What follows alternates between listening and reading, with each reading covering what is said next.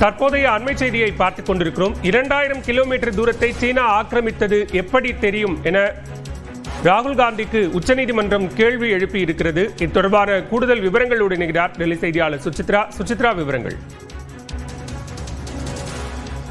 இந்திய ராணுவத்தை பற்றி அவதூறாக பேசியதாக பதிவு செய்யப்பட்ட வழக்கை ரத்து செய்ய வேண்டும் கோரிக்கையை வலியுறுத்தி எதிர்க்கட்சித் தலைவர் ராகுல் காந்தி சார்பில் உச்சநீதிமன்றத்தில் மேல்முறையீடு தாக்கல் செய்யப்பட்டது. அந்த வழக்கு என்பது நீதிபதி தீபாங்கர் தத்தா தலைமையான அமர்வில் இன்று விசாரணைக்கு எடுத்துக் கொள்ளப்பட்ட போது சரமாரியான கேள்விகளை எதிர்க்கட்சித் தலைவருக்கு நீதிபதிகள் முன்வைத்திருக்கிறார்கள். குறிப்பாக எதிர்க்கட்சித் தலைவர் என்ற ஒரு பொறுப்பில் உள்ளவர் இது போன்று பேசும் பொழுது எதன் அடிப்படையில் கருத்துக்களை முன்வைத்தீர்கள், குறிப்பாக இந்தியாவுடைய தேச பாதுகாப்பு மற்றும் எல்லை பிரச்சனை விவகாரம் தொடர்பான கருத்துக்களை முன்வைக்கும் போது எந்த ஆதாரத்தின் அடிப்படையில் முன்வைத்தீர்கள் என்ற ஒரு கேள்வியை அவர்கள் எழுப்பியிருக்கிறார்கள்.